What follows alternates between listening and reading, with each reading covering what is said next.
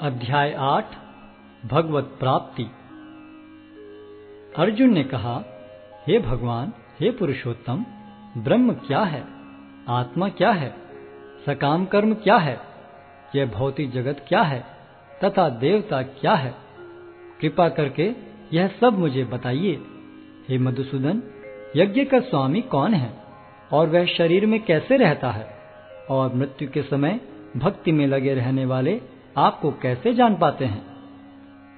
भगवान ने कहा, अविनाशी और दिव्य जीव ब्रह्म कहलाता है और उसका नित्य स्वभाव अध्यात्म या आत्म कहलाता है। जीवों के भौतिक शरीर से संबंधित गतिविधि कर्म या सकाम कर्म कहलाती है।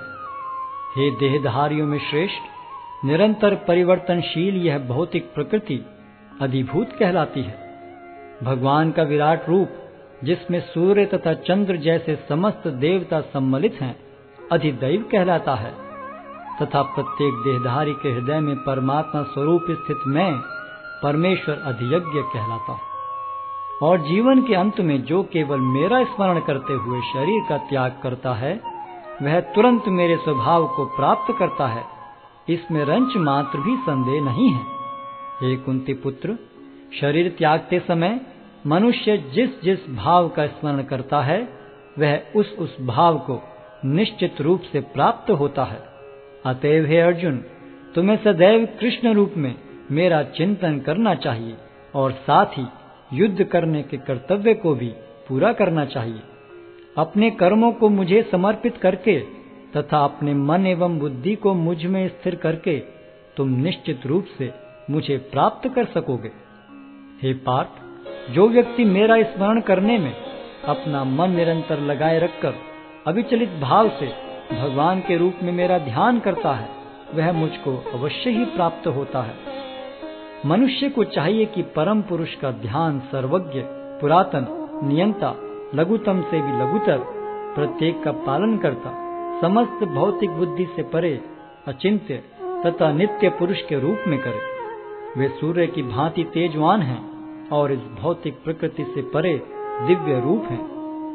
मृत्यु के समय जो व्यक्ति अपने प्राण को भवों के मध्य स्थिर कर लेता है और योग शक्ति के द्वारा अविचलित मन से पूर्ण भक्ति के साथ परमेश्वर के स्मरण में अपने को लगाता है, वह निश्चित रूप से भगवान को प्राप्त होता है। जो वेदों के ज्ञाता हैं, जो ओंकार का उच्चारण करते हैं और जो संन्यास आश्रम के बड़े बड़े मुनि हैं, वे ब्रह्म में प्रवेश करते हैं। ऐसे सिद्धि की इच्छा करने वाले ब्रह्मचर्य व्रत का अभ्यास करते हैं। अब मैं तुम्हें वह विधि बताऊंगा जिससे कोई भी व्यक्ति मुक्ति लाभ कर सकता है। इस योगाभ्यास में स्थित होकर तथा अक्षरों के परम संयोग यानी ओंकार का उच्चारण करते हुए यदि कोई भगवान का चिंतन करता है और अपने शरीर का त्याग करता है, तो वह निश्चित रूप से आध्यात्मिक लोकों को जाता है। हे अर्जुन, जो अनन्य भाव से निरंतर मेरा स्मरण करता है, उसके लिए मैं सुलभ हूँ, क्योंकि वह मेरी भक्ति में प्रवृत्त रहता है। मुझे प्राप्त करके महापुरुष जो भक्ति योगी हैं, कभी भी दुखों से पूर्ण इस अनित्य जगत में नहीं लौटते, क्योंकि उन्हें परम सिद्धि प्राप्त हो चुकी होती है। इस जगत में सर्वोच्च लोक से लेकर निम्नतर सारे लोक दुखों के घर हैं, जहाँ जन्म तथा मरण का चक्कर लगा रहता है। किंतु हे कुंती पुत्र, जो मेरे धाम को प्राप्त कर लेता है, वह फिर कभी जन्म नहीं लेता। मानवीय गणना के अनुसार 1000 युग मिलकर ब्रह्मा का एक दिन बनता है और इतनी ही बड़ी ब्रह्मा की रात्रि भी होती है। ब्रह्मा के दिन के शुभारंभ में सारे जीव अव्यक्त अवस्था से व्यक्त होते हैं और फिर जब रात्रि आती है तो वे पुनः अव्यक्त में विलीन हो जाते हैं। जब जब ब्रह्मा का दिन आता है तो सारे जीव प्रकट होते हैं और ब्रह्मा की रात्रि होते ही असहायवत विलीन हो जाते हैं। इसके अतिरिक्त एक अन्य अव्यक्त प्रकृति है जो शाश्वत है और इस व्यक्त तथा अव्यक्त पदार्थ से परे है। यह परा और कभी नाश न होने वाली है। जब इस संसार का सब कुछ लय हो जाता है, तब भी उसका नाश नहीं होता। जिसे वेदांती अप्रकट तथा अविनाशी बताते हैं, जो परम गंतव्य है, जिसे प्राप्त कर लेने पर कोई वापस नहीं आता, वही मेरा परम धाम है। भगवान जो सबसे महान है, अनन्य भक्ति द्वारा ही प्राप्त किए जा सकते हैं। यद्यपि वे अपने धाम में विराजमान रहते हैं, तो भी वे सर्वव्यापी हैं और उनमें सब कुछ स्थित है।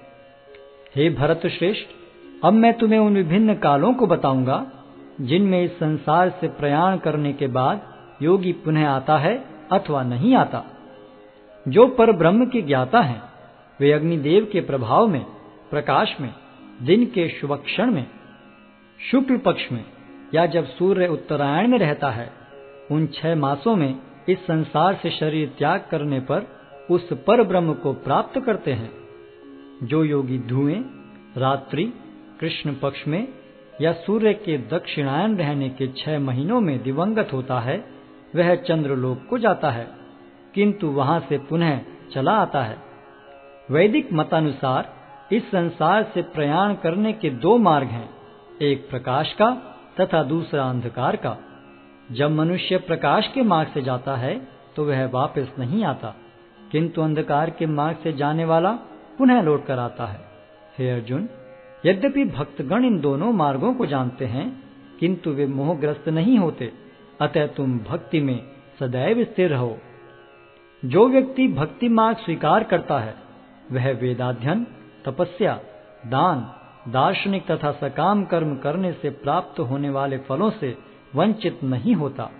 वह मात्र भक्ति संपन्न करके इन समस्त फलों की प्राप्ति करता है और अंत में परम नित्य धाम को प्राप्त होता है।